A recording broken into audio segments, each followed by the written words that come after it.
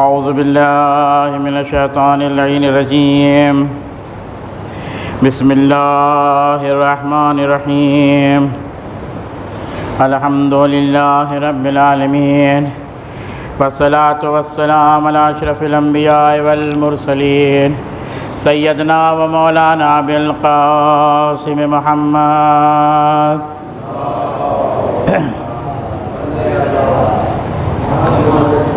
وآلہ الطیبین الطاہرین المعصومین المظلومین ولعنۃ اللہ علی اعدائہم اجمعین اما بعد فقد قال اللہ تبارک و تعالی فی کتابہ المجید بسم اللہ الرحمن الرحیم ولا تحسبن الذین قتلوا فی سبیل اللہ امواتا بل احیاء عند ربہم یرزقون۔ صلوات پڑھی محمد و آل محمد پر۔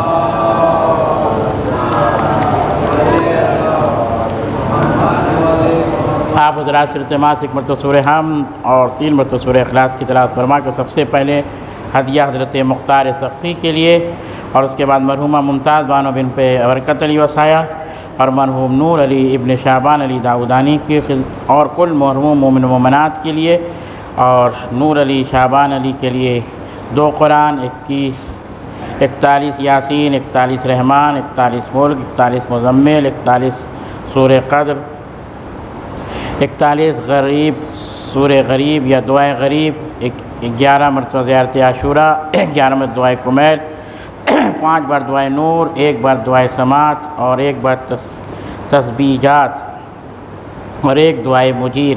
ان سب نور الدین مرحوم کی روح کو ایثار فرمانا۔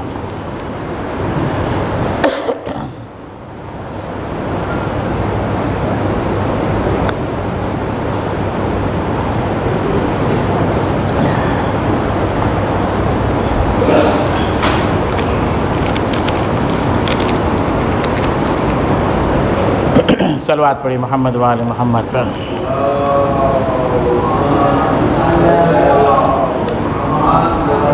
قرآن مجید کی مشہور و معروف آیت سورہ آل عمران کی 159ویں آیت کی پڑھنے کا شرف حاصل کیا۔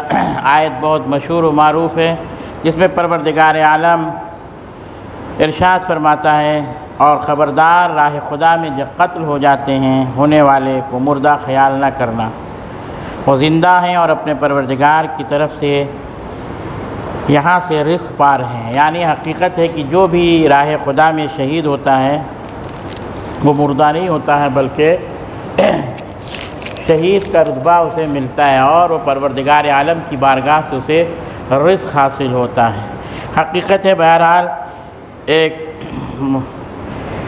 اس شخصیت کے شہادت کی تاریخ ہے جسے تاریخ نے ابو اسحاق کے نام سے یاد کیا اور کنیت کے طور پر، اور تاریخ نے جناب مختار صفقی کے نام سے تاریخ نے انہیں یاد کیا۔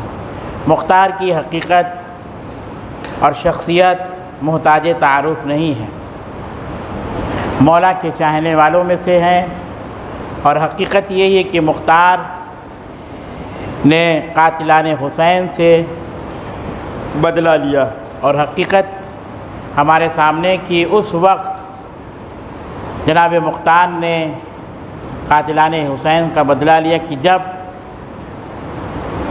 کوئی بدلہ لینے والا نہیں تھا، اور حقیقت اور سیاست جناب مختار کو اگر آپ کو مطالعہ کرنا ہے تو آپ مختار نامہ دیکھ لیں، پوری تاریخ آپ کے سمجھ میں آ جائے گی کہ مختار کی سیاست کیا تھی۔ جناب مختار اپنے چچا کے ساتھ بھی زندگی گزارے، اور جب چچا نے جناب مختار کو سفید محل مدائن میں انہیں طلب کیا تھا تو تشریف لائے تھے، اور اس وقت امام حسن علیہ السلام کو ایک نواسب نے امام کے زانوں پر خنجر مار دیا تھا۔ دیکھیے حقیقت کہتے ہیں محبت کسے کہتے ہیں۔ مدائن میں بہت سے گھر رہے ہوں گے، عراق میں بہت سے گھر ہوں گے، مگر امام حسن علیہ السلام نے جناب مختار کی چچا سعید کا گھر معین فرمایا۔ یعنی محبت یہ ہوتی ہے محبت کہ امام وقت خود کہے کہ مجھے فلاں کے گھر قیام کرنا۔ تو سعید کی اہمیت اور عظمت آسمان، سعید کتنی محبت رکھتے تھے امام حسن علیہ السلام۔ جب امام حسن علیہ السلام ان کے گھر تشریف لائے ہیں تو تاریخ کہتی کہ اب سعید نے حکم دے دیا کہ محل کے اندر کوئی داخل نہیں ہوگا، امام تک جو بھی کھانا پہنچے گا وہ پہلے میرے پاس آئے، میں جب چکھ لوں گا تو امام تک نوش ہوگا۔ اور اس کے بعد انہوں نے اپنے بھتیجے جناب مختار سخوی کو بلا بھیجا، اور جناب مختار سخوی بھی آئے، اور وہ پوری تاریخ آپ کے سامنے موجود ہے۔ امام حسن کی شریک حیات جنہیں تاریخ نے جادہ بنت اشعث کہا ہے، وہ بھی تشریف لائی تھی محل میں، اور مختار بھی تشریف لائے، اور اسی رات عمر سعد کو بھی محل میں پکڑ لیا گیا تھا۔ ان ساری سیاستوں کو دیکھنے کے بعد جناب مختار نے خود اپنے چچا سے کہا کہ چچا جنگ نہ کریے، یعنی امام حسن سے کہیے کہ صلح کر لیں، اور میں دیکھ رہا ہوں کہ امام اپنے ہی گھر میں محفوظ نہیں ہیں۔ حقیقت یہی تھی کہ جب بی بی بہرحال ایک گجرات کی کہاوت ہے نا کہ اگر چائے خراب ہو جائے صبح کی تو پوری صبح خراب ہو جاتا ہے دن، اگر اچار خراب ہو جائے تو پورا سال، اور اگر بیوی خراب مل جائے تو پوری زندگی انسان کی خراب ہو جاتی ہے۔ تو ہمیں امام حسن کی زندگی کا مطالعہ کر کے دیکھیں، یہ ایسی خواتین تھیں جو دولت اور ثروت کی وجہ سے اپنے اس امام وقت کی یعنی زہر دے کر شہید کر دیا جاتا ہے امام کو۔ بہرحال وہاں بھی امام جناب مختار نے وہاں بھی یہی فیصلہ سنایا، مگر امام حسین علیہ السلام کے کوفہ آنے پر جناب مختار نے کبھی بھی دستخط نہیں کیا، اور کبھی نہیں چاہتے تھے کہ امام حسین علیہ السلام کوفہ تشریف لائے، کیونکہ کوفہ کے لوگوں کی حقیقت سے جناب مختار واقف تھے۔ بہرحال بڑے بڑے لوگوں کے خط پہنچے اور امام حسین علیہ السلام کوفہ تشریف لائے، مگر اس سے پہلے اپنے چچا زاد یعنی اپنے بھائی کے فرزند جناب عقیل کو بھیجتے ہیں، اور عقیل جب کوفہ تشریف لاتے ہیں تو مختلف روایتیں، ہانی کے یہاں بھی تشریف رکھے جناب عقیل نے، اور جناب مختار سخوی کے یہاں بھی قیام کیا جناب عقیل نے۔ بہرحال کوفہ والوں نے بیعت تو کی جناب عقیل کے ہاتھوں میں، مسلم ابن عقیل کے ہاتھوں میں بیعت تو کی ہے مسلم ابن عقیل کے ہاتھوں میں، مگر تاریخ یہی کہتی ہے کہ مغرب کی اذان کے وقت تو سب تھا پیچھے، مگر عشاء کے بعد کوئی نظر نہیں آیا۔ اور اس طریقے سے جناب مسلم کی جناب مختار نے حفاظت کی، اور یہ پوری تاریخ آپ کے سامنے مختصر تاریخ ہے۔ اس کے بعد اور مختصر کر کے بس پیش کرنا چاہتا ہوں، وقت بہت کم ہے، دعائے مجیر بھی ہے اور ایصال ثواب کی بھی مجلس، اس کے سلسلے میں بھی تھوڑا تذکرہ کرنا۔ صلوات پڑھیں محمد و آل محمد پر۔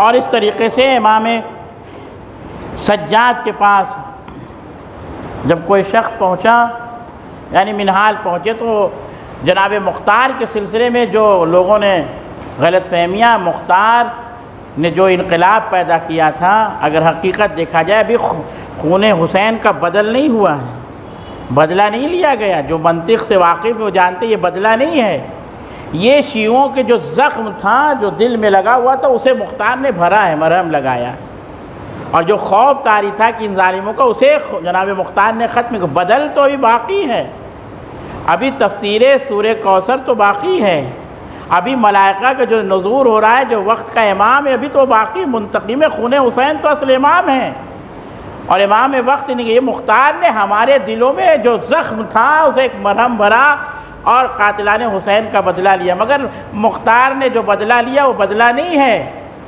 حقیقت میں دیکھا جائے قتل حسین، امام حسین کے ساتھ جو ظلم ہوا وہ ظلم مختار نے نہیں کیا ہے۔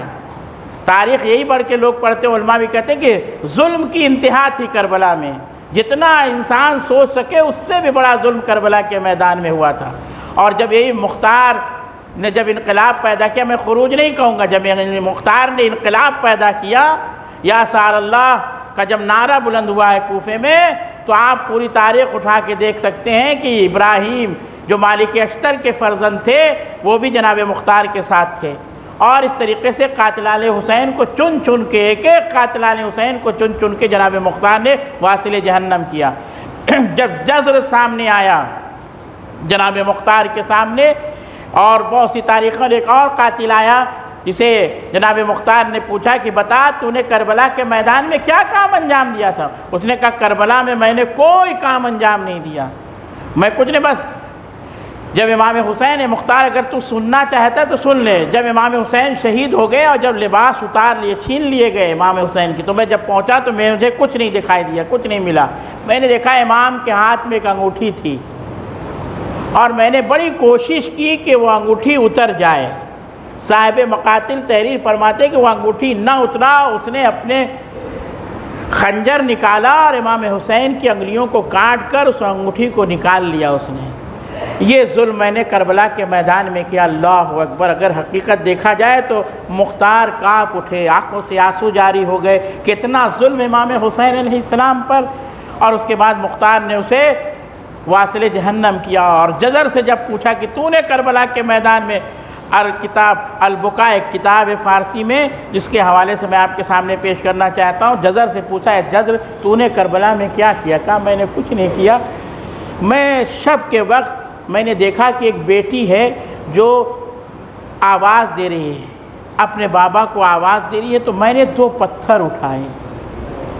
اللہ جز مختار سے کہتا، جز نے کہا مختار تو سن کے برداشت نہیں کر پائے گا، پوری مصائب ہے حقیقت یہ۔ جز نے کہا، مختار نے کہا تو بیان کر میں برداشت کروں گا۔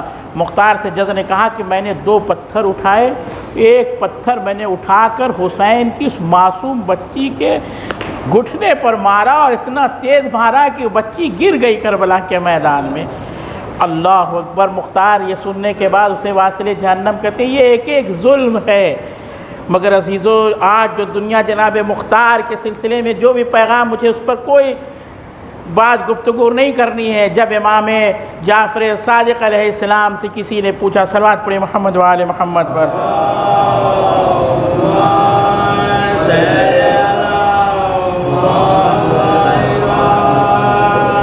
خود مختار کے بیٹے نے جب امام جعفر صادق سے پوچھا کہ امام آپ بتائیے، جو لوگ ہمارے بابا کے بارے میں، ابو اسحاق کے بارے میں جو کہتے ہیں کیا غلط ہے؟ امام نے کہا نہیں، تمہارے بابا نے تو ہم لوگوں کے جو گھر مسمار کر دیا گیا تھا بنی امیہ نے، بنی لوگوں نے، تمہارے بابا نے بنایا، میری ماں کا مہر بھی تمہارے بابا نے عطا کیا تھا، تمہارے بابا غلط نہیں تھے۔ عزیزو، آج دنیا کچھ بھی کہے، مگر جو امام کسی مختار کے لیے دعا کریے، دلیل ہے کہ مختار صحیح تھے۔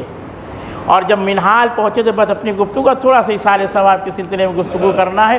شخصیت مختار کی بہت بڑی شخصیت ہے، اور یہ فضیلت ہے۔ مزید جو باتیں مجھے کہنا، جو بھی حجت خدا سے وابستگی حاصل کی، یا جو حجت خدا سے کے ساتھ رہا، جس نے حجت خدا کی مدد کی، آج اس کے نام زندہ ہیں۔ آج آپ دیکھ لیے، اگر ختیجہ نے محمد کی مدد کی تو ختیجہ کا نام آج زندہ ہے۔ ابو طالب نے محمد کی حفاظت کی، آج ابو طالب کا نام زندہ ہے۔ آج میثم نے علی سے محبت کی تو میثم کا نام زندہ ہے۔ آج مختار سقفی نے امام حسین سے محبت کی، آج مختار کا نام زندہ ہے۔ تو عزیزو، آج زندہ رہنا اس بات کی دلیل، جن لوگوں نے چاہے چھوٹے سے چھوٹے لوگوں کو جو بھی حجت خدا یا آل محمد سے حقیقی محبت کی ہے، آج بھی اس کا نام زندہ ہے۔ اور آپ دیکھ سکتے، جیسا حر جیسا گناہگار جو بخشا نہ جا سکتا تھا، مگر حسین سے جب محبت کی تو حضرت حر بن گیا، اور رومال زہرا عطا کیا گیا۔ یہ شرف نہیں ہے حر کے لیے، جو رومال امام حسین کو ماں نے عطا کیا تھا، وہ رومال حسین نے حر کے پیشانی پہ باندھ دیا۔ حر بڑا خوش نصیب تھا عزیزو۔ تو جناب مختار سقفی جب منہال پہنچے ہیں تو امام سے بھی ایک سوال کرتے تھے، وہ بعد میں گفتگو کروں گا۔ بہر اصال ثواب ماں کے سلسلے میں عرض کر دینا چاہتا ہوں، اصال ثواب کہ میں نے کل ایک واقعہ پڑھا تھا، پھر میں چاہتا ہوں اسی واقعے کو رپورٹ کریں، کیونکہ جوان آج موجود ہیں۔ حقیقت ایک شاید کوئی اس واقعے سے صرف حاصل کر سکے۔ والدین کی ناراضگی کے بعد بھی ایک انسان آیت اللہ کمپانی کے پاس آیا ہے۔ بس اسی واقعے کے بعد منہال کا واقعہ ربط مصائب، کیونکہ آج جوان موجود ہیں۔ آیت اللہ کمپانی کے پاس ایک شخص آیا، کہنے لگا کہ میری یہاں روزی ختم ہو گیا، روزی ہے ہی نہیں، اور جہاں بھی میں دیکھتا کہ یہاں کام مل گیا، یہاں کاروبار میرا سیٹ ہو جائے گا، میں جیسے ہی جاتا تو وہ بھی بند ہو جاتا ہے میری وجہ سے۔ جہاں جہاں میں جاتا ہوں وہاں سب روزی بند۔ اور یوں مثال سمجھ لیے، اگر میں تالاب کے پاس بھی کھڑا ہو جاؤں اور وہاں ہاتھ بڑھا دوں، تالاب بھی سوکھ جاتا ہے، یعنی ایسی میری روزی بند ہو گئی ہے۔ آیت اللہ کمپانی نے کہا کہ تمہارے اوپر کسی انسان کا حق تو نہیں ہے، حق الناس تو نہیں ہے؟ صرف جوانوں سے عرض کر رہا ہوں، کل مجلس میں پڑھ چکا ہوں، میں دوبارہ ریپیٹ کرتا ہوں ایصال ثواب کے لیے، تاکہ ہمارے نوجوانوں کو اس سے درس حاصل کہ والدین کی حقیقت کیا، عظمت کیا، جو ہم نہیں پہچان رہے ہیں۔ یہ وہ درخت ہے سایہ دار کہ خود دھوپ میں بیٹھ جائے گی مگر آپ کو دھوپ میں نہیں رہنے دے گی، آپ کو سایہ کر لے گی۔ آیت اللہ کمپانی کہتے ہیں، اس نے کہا نہیں، پورا سوچنے کے بعد کہا، اس نے پھر قسم بھی کھائی کہ اللہ کی قسم میرے پر کسی انسان کا حق نہیں ہے۔ تو آیت اللہ کمپانی کہتے ہیں ماں باپ کے بارے میں سوچو تھوڑا ذہن میں، ایسا تو نہیں تمہارے ماں باپ تم سے ناراض تو نہیں ہیں؟ بہت سوچنے کے بعد اس نے کہا میری والدہ اور میری شریک حیات سے ایک بار گفتگو ہو رہی تھی، لڑائی ہو گئی، میری شریک حیات حق پر تھی، مگر جب یہ گفتگو بحث آگے بڑھنے لگا تو میں نے اپنی والدہ کو روک دیا، کہا ماں یا جو بھی کہا والدہ گرامی یہ بات صحیح نہیں ہے، بس میری والدہ وہیں خاموش ہو گئی اور واپس چلی گئی۔ اور میں تھوڑی دیری کے بعد، جب کہتے ہیں نا غصہ کے بعد شرمندگی ہوتی ہے، اگر انسان غصے کو ہی ضبط کر لے اور خاموشی چلے جائے تو بہت سے مسائل حل ہو جاتے ہیں۔ بہر تھوڑی دیری کے بعد ہو گیا، والدہ سے کہا والدہ جو ہم سے غلطی ہو گئی وہ ہمیں معاف کر دی، والدہ نے گردن ہلا دیا۔ اس کے بعد میں چلا کہ والدہ نے معاف کر دیا، تو آیت اللہ کمپانی کہتے ہیں کہ ابھی تمہاری والدہ تم سے خوش نہیں، ناراض ہیں۔ کہ اب کروں تو کیا کروں؟ تو آیت اللہ کمپانی نے کہا جاؤ اپنی والدہ کے قدم کا بوسہ لو، جنت کا پیر کا بوسہ لو، اور کہا ماں جو اس دن غلطی ہوئی تھی میں غلطی پر تھا، آپ صحیح تھیں۔ یہ جملہ ضرور کہنا کہ میں غلط تھا، آپ صحیح ہیں، آپ نے صحیح کہا تھا اور مجھے معاف کر دیے۔ کہنا تھا کہ ماں کا دل بھر آیا، آنکھوں سے آنسو جاری ہوئے، ماں نے گلے سے لگا لیا، اور جب گلے سے لگا لیا تو اب وہ جو کام کے لیے جاتے ہیں، جس کام میں ہاتھ ڈالتے ہیں، اب اللہ برکت عطا فرما رہا ہے۔ یعنی حقیقت سمجھ میں آئے کہ اگر والدہ یا والدین ناخوش ہیں، ناراض ہیں، تو پوری زندگی کچھ کر لیجئے گا، اللہ رزق میں اضافہ کرنے والا نہیں ہے۔ صلوات پڑھی محمد و آل محمد پر۔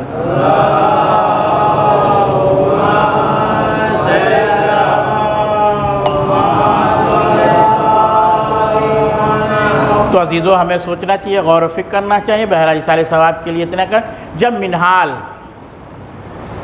مدینہ پہنچے بہت سی گفتگو ہوئی منہال کے ذریعے، مگر منہال جب آنے لگے تو امام نے ایک جملہ پوچھا، منہال سے سوال کیا، منہال ہرملہ کاہلی کا کیا ہوا؟ کہا مولا جب میں کوفے سے نکلا تھا تو ابھی وہ گرفتار نہیں ہوا تھا، مختار نے انقلاب تو پیدا کیا ہے مولا، مگر ابھی ہرملہ گرفتار نہیں کیا گیا۔ اور اس کے بعد امام نے ہاتھوں کو بلند کیا، اور بلند کرنے کے بعد دعا کی کہ پروردگار مختار کو کامیابی عطا فرما۔ اور اس کے بعد منہال وہاں سے چلے کوفہ کی طرف۔ جب منہال کوفہ جیسے ہی پہنچے تو ایک کوفے میں شور برپا تھا۔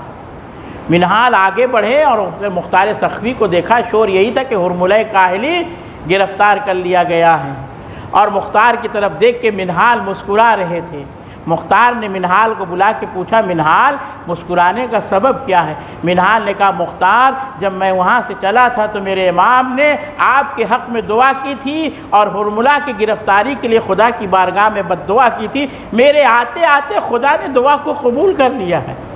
اللہ اکبر! ہرملہ کاہلی گرفتار کیا گیا۔ مختار نے جو بھی سوال کیا اسے واصل جہنم کیا میں کہوں گا کہ واقعاً وہ سنن مجاہد کا میں کیا تذکرہ کروں، جسے امام زین العابدین جس ظالم کے لیے بد دعا کر رہے ہیں، جس کی کوئی خطا نہیں تھی۔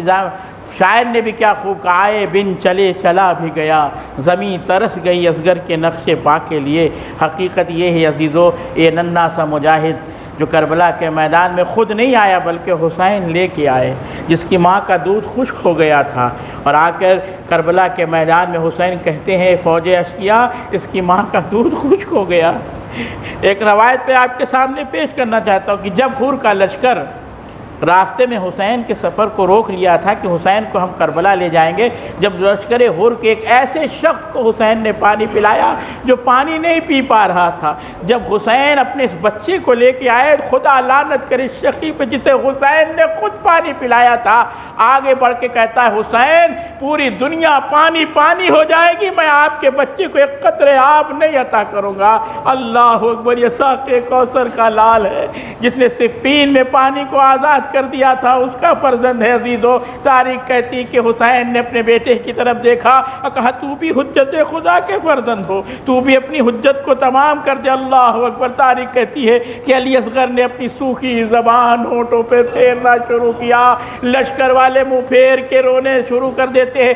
اسی اثنا میں آواز آئی، ہرملہ کاہلی کی طرف ایک آواز گنی، آئینہ آئینہ ہرملہ یقتل کلہم الحسین۔ اللہ اللہ، ہرملہ نے 3 پھال کا تیر چلے کمان میں جوڑا، سنسناتا ہوا تیر حلقوم علی اصغر پہ لگا، تیر بھاری تھا، بچہ بابا کے ہاتھوں پہ منقلب ہو گیا۔